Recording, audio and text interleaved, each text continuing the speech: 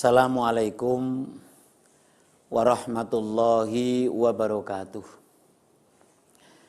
Alhamdulillahi rabbil alamin. Wabihi nasta'inu ala umuri dunya waddin. La hawla wa la quwwata illa billahil aliyyil azim, amma ba'du. Alhamdulillah, puji dan syukur kita panjatkan kehadirat Allah Subhanahu wa ta'ala yang tidak putus selalu memberikan limpahan rahmah dan hidayahnya kepada kita sekalian. Sholawat serta salam kami sanjungkan kepada Rasulullah sallallahu alaihi wasallam, Rasul yang selalu kita nantikan syafaatnya besok dari kelak kemudian. Pemirsa yang saya hormati dan saya banggakan,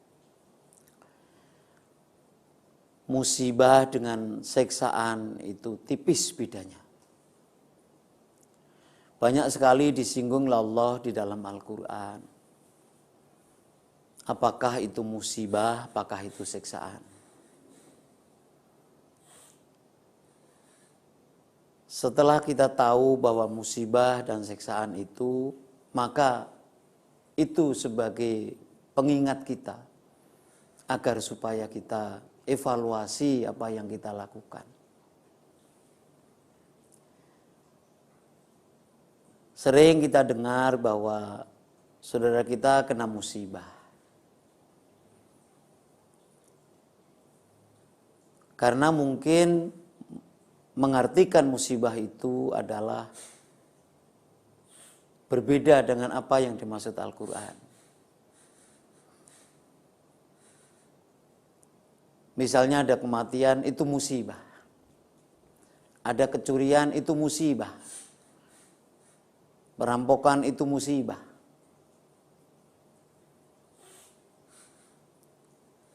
Itulah bahasa musibah yang banyak sekali kriterianya. Maka orang selalu memakai musibah.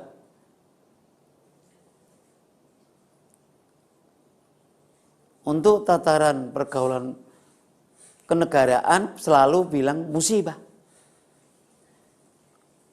Maka sering terjadi bahasanya adalah dibuat musibah nasional.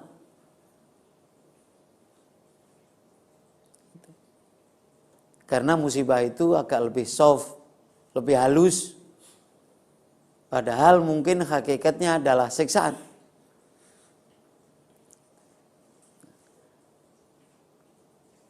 Musibah ini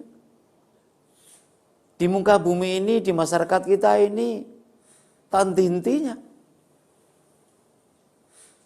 Banyak sekali yang terjadi. Karena masyarakat kita sudah mengklaim bahwa itu bukan siksaan tapi musibah.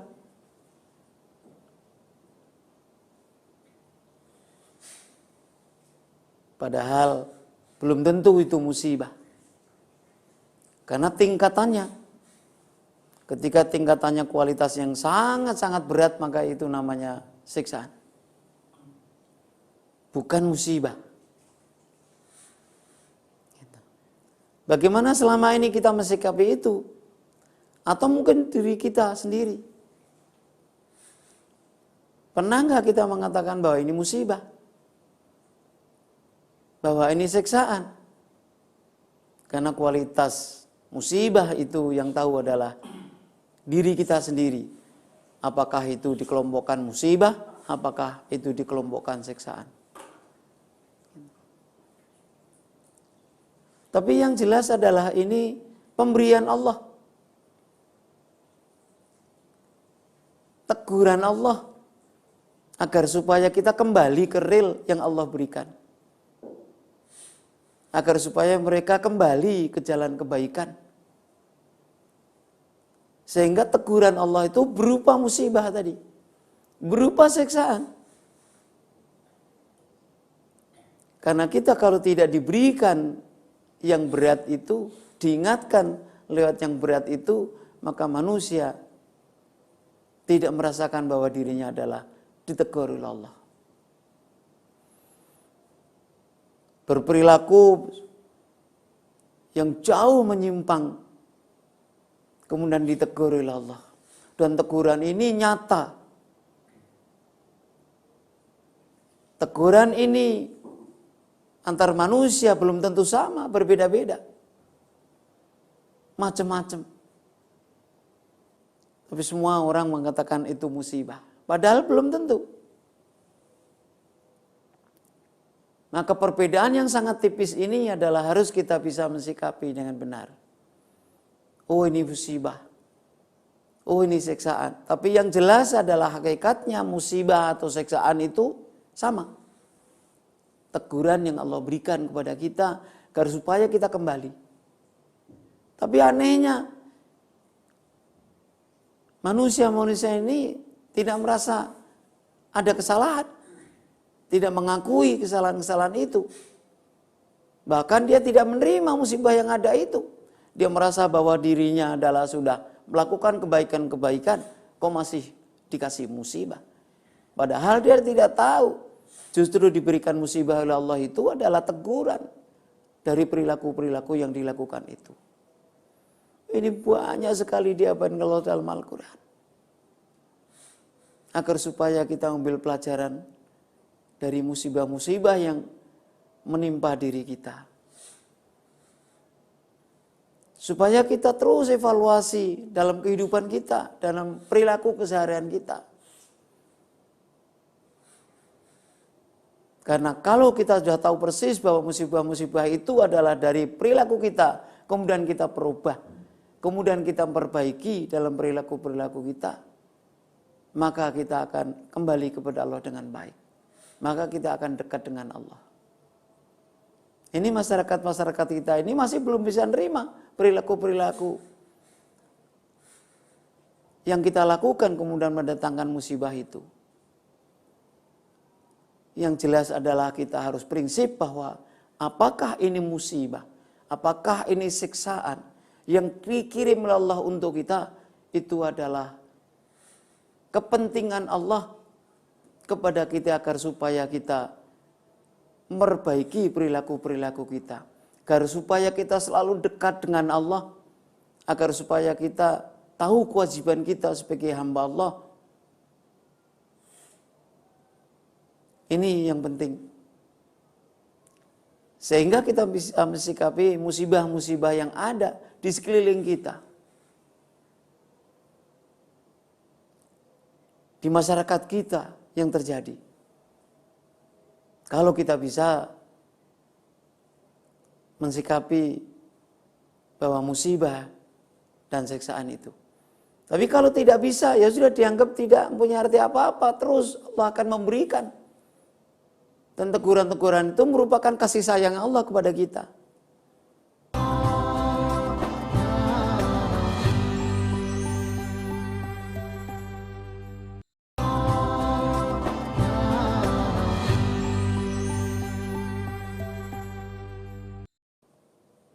Jadi bukan berarti teguran itu kemudian siksaan.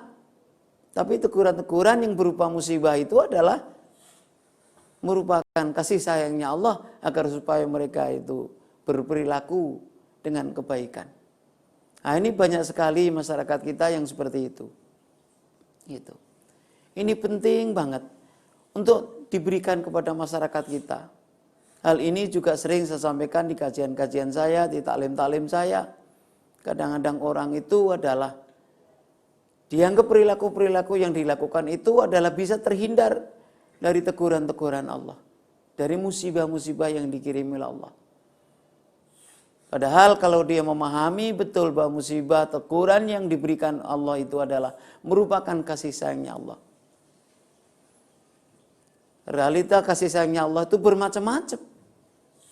Kita tidak tahu, masyarakat manusia-manusia banyak yang tidak tahu itu. Padahal itu adalah merupakan kasih sayangnya Allah. Banyak sekali di masyarakat kita. Sampai terjadi bahwa 1 tahun ketika itu ada sampai sekian puluh musibah. Untuk tingkat nasional. Dari mulai gempa bumi, banjir, longsor, itu berbarengan. Ada bahkan sampai gunung itu seperti lumpur. Cara Allah untuk mengingatkan. Seperti tsunami, cara Allah untuk mengingatkan. Teguran-teguran yang seperti itu adalah kita bisa mengambil hikmah-hikmahnya. Agar supaya kita selalu ke jalan yang ditentukan oleh Allah. Tidak belak-belok, tidak melampaui batas. Kalau itu bisa kita lakukan, teguran-teguran itu, musibah-musibah itu, berarti kita bisa menikmati kasih sayangnya Allah kepada kita. Pemirsa yang budiman, sampai sekarang ini bagaimana kita mensikapi tentang musibah-musibah itu? Sampai sekarang ini bagaimana kita bisa mensikapi teguran-teguran Allah itu? Sampai sekarang ini bagaimana kita merasakan teguran-teguran itu? Dan teguran-teguran itu merupakan kasih sayangnya Allah. Ini juga yang tahu, yang bisa memberikan jawaban adalah diri kita. Karena yang jelas harus perenungan, butuh perenungan yang panjang. Ketika ada musibah itu berarti ada sesuatu yang Allah berikan kepada kita. Agar supaya kita kembali ke relnya yang ditentukan oleh Allah Subhanahu wa taala. Sehingga kita bisa menikmati sekalipun itu berupa musibah, tapi kita bisa menikmati karena itu merupakan realisasi kasih sayang Allah kepada kita. Karena kita adalah setiap hari berlumuran dosa. Berlumuran kesalahan baik yang disengaja maupun yang tidak, itulah manusia. Maka selalu akan dibersihkan oleh Allah lewat musibah-musibah yang ada pada diri kita maupun keluarga kita maupun teman-teman kita. Untuk kita bisa lihat teguran-teguran yang Allah berikan kepada kita itu berupa musibah-musibah. Dengan kajian ini tentunya pemirsa yang budiman untuk bahan perenungan kita semua. Insya Allah kalau kita sudah bisa perenungan ini adalah kita bisa menikmati teguran-teguran Allah berupa musibah-musibah itu. Berupa siksaan-siksaan itu. Kita ambil hikmahnya. Karena memang kehidupan kita ini adalah miliknya Allah. Di balik kehidupan kita ini Allah yang ngatur, kita tidak berkuasa apa-apa. Tidak bisa berbuat apa-apa. Karena skenario-nya miliknya Allah. Jadi kita harus ikhlas dan ridho. Menerima dengan baik. Karena semua apapun yang diberikan Allah kepada kita, baik berupa sakit, berupa musibah, berupa sehat, berupa harta, itu semua adalah teguran Allah. Bekal yang Allah berikan. Harus betul-betul kita renungkan bersama. Harus kita renungkan. Supaya kita bisa memahami betul dan bisa yakin bahwa musibah-musibah itu semua adalah realisasi kasih sayangnya Allah kepada kita. Cara Allah menegur hambanya, mengingatkan hambanya itu beraneka ragam macam. Kadang-kadang kita tidak tahu. Bahkan cenderung kita tidak menerima teguran-teguran yang Allah berikan kepada kita berupa musibah. Kadang-kadang kita protes. Kita sering upaya siang debat malam, malam debat siang, kerja keras, tapi rezeki nggak ngumpul-ngumpul. Rezeki nggak ketemu. Ada orang yang kelihatannya kerjanya nyantai,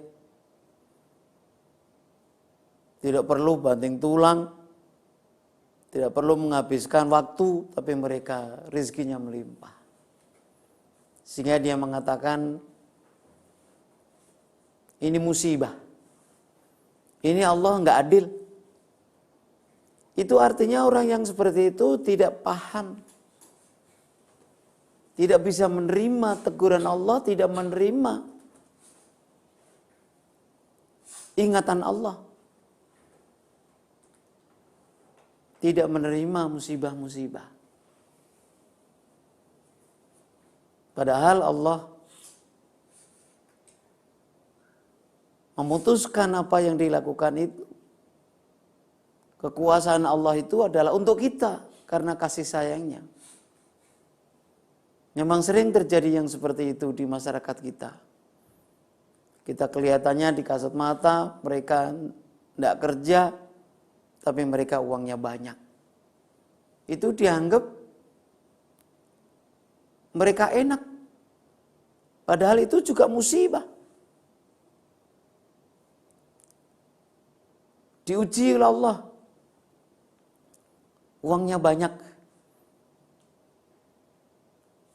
Kuat enggak untuk membawa ujian-ujian Allah itu yang nanti akan jadi musibah?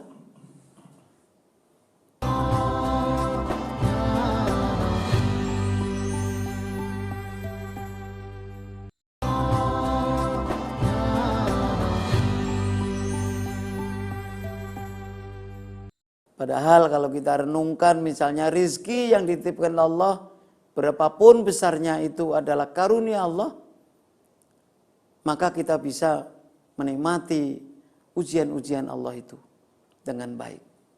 Karena kalau kita tidak menerima keputusan Allah itu, maka kita adalah tidak menerima musibah-musibah itu dengan baik. Padahal musibah-musibah itu yang ada, yang Allah berikan itu adalah sebagai kasih sayang Allah kepada kita. Ada berkeluarga misalnya sudah sekian tahun belum punya anak, dianggap musibah. Kemudian dia tidak adil, merasa tidak adil diperlakukan oleh Allah. Orang seperti itu berarti tidak tahu. Karena Allah Maha tahu kenapa belum dikarunia Allah berupa anak. Pasti ada sesuatu yang Allah sembunyikan. Jangan sampai menghujat Allah, Allah tidak adil. Nah, ini yang sangat bahaya. Karena musibah itu, kita harus prinsip bahwa musibah itu adalah cara Allah mengembalikan kita untuk bisa dekat dengan Allah, untuk bisa kita ketemu dengan Allah.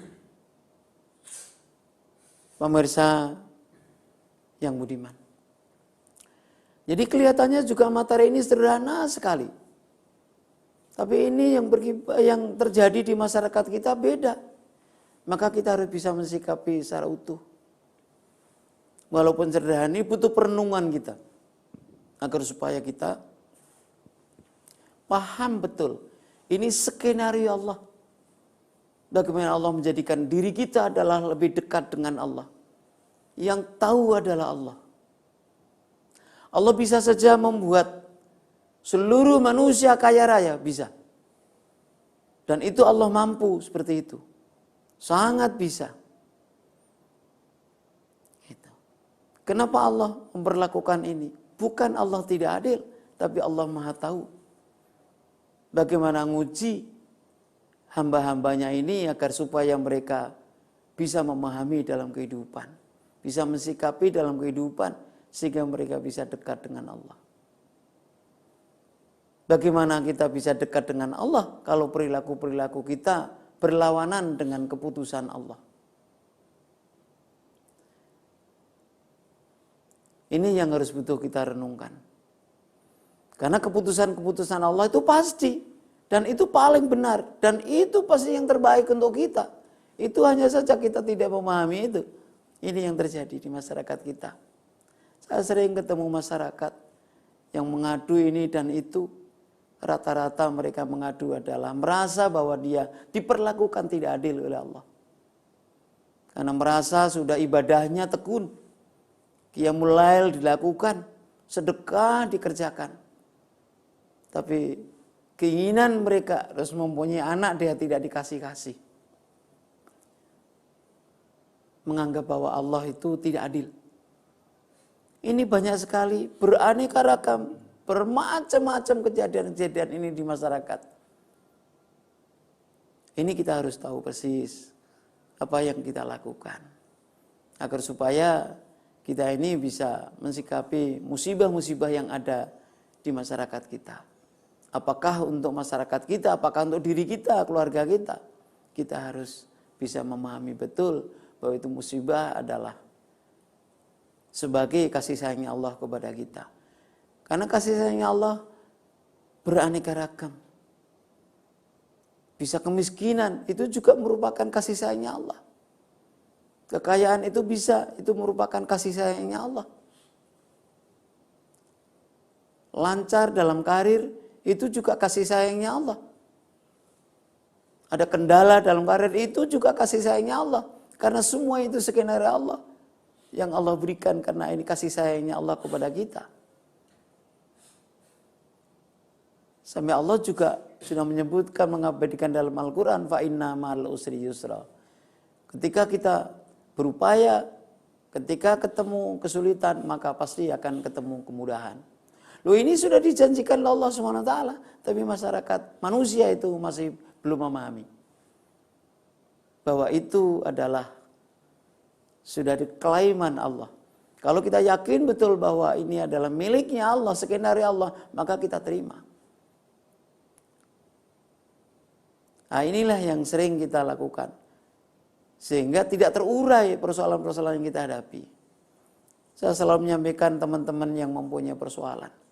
Saya sampaikan bahwa hidup ini adalah tertawa boleh, nangis boleh, sedih boleh, merenung boleh. Satu yang tidak boleh, yaitu tidak menerima keputusan Allah. Itu saya ulang-ulang kepada teman-teman itu, agar supaya paham betul bahwa kita boleh saja, apa saja kita boleh saja. Nangis boleh, tertawa berbahak-bahak boleh, sedih boleh, gembira boleh. Tapi satu yang tidak boleh, yaitu tidak menerima keputusan Allah. Karena keputusan Allah itu pasti yang terbaik untuk kita. Apakah nuansanya itu mengingatkan kita agar supaya kita dekat dengan Allah? Apakah kita harus dibekali Allah untuk sabar menghadapi persoalan-persoalan yang dihadapi? Walaupun itu kelihatan menyakitkan. Harus kita yakin bahwa yang diberikan oleh Allah itu adalah merupakan kebahagiaan kita. Maka kita harus ikhlas dan ridho. Keputusan Allah itu harus ikhlas dan ridho. Apa saja diperbolehkan, tapi satu yang tidak boleh, tidak menerima keputusan Allah. Itu sangat bahaya. Kalau sampai tidak menerima keputusan Allah, itu sangat bahaya dalam kehidupan kita. Apalagi sampai nyalakan Allah. Gitu. Maka kita harus menerima keputusan Allah. Apapun keputusan Allah yang diberikan untuk kita, itu merupakan kasih sayangnya Allah. Merupakan peringatan Allah. Berarti kita sudah nyaris di pinggir garis untuk keluar garis. Maka diingatkan Allah agar supaya kita tetap di dalam lajur yang Allah berikan dengan kebaikan. Ini perenungan-perenungan itu nggak boleh sebentar, tapi terus akan kita lakukan. Agar supaya kita terus evaluasi ini kita bisa dapatkan. Maka lewat kajian ini tentunya saya mengajak kepada saudara sekalian. Perenungan-perenungan itu butuh kita lakukan, butuh kita laksanakan. Agar supaya kita tetap dalam koridor kedekatan dengan Allah. Kalau itu kita lakukan, maka liqa'a rabbih, kita bisa ketemu dengan Allah. Pemirsa yang saya hormati, mudah-mudahan manfaat untuk kita sekalian. Assalamualaikum warahmatullahi wabarakatuh.